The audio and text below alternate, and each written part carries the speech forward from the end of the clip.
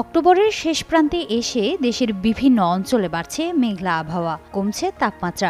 রাজধানী ঢাকা সহ প্রায় সব বিভাগে বৃহস্পতিবার বজ্রসহ বৃষ্টির শঙ্কা রয়েছে বলে জানিয়েছে আবহাওয়া অধিদপ্তর। এর ফলে দিনের তাপমাত্রা কিছুটা কমতে পারে বলে জানিয়েছে বাংলাদেশ আবহাওয়া অধিদপ্তর।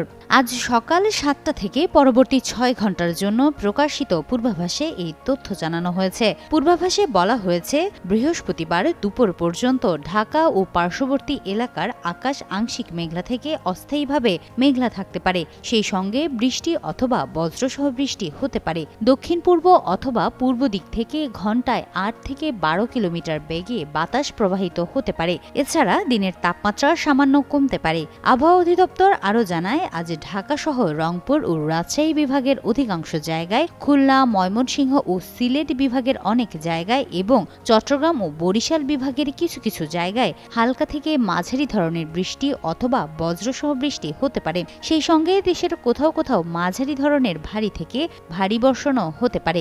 সারা দেশে দিনের ও রাতের তাপমাত্রা 1 থেকে 2 ডিগ্রি সেলসিয়াস পর্যন্ত কমে যেতে পারে বলে পূর্বাভাসে উল্লেখ করা হয়েছে।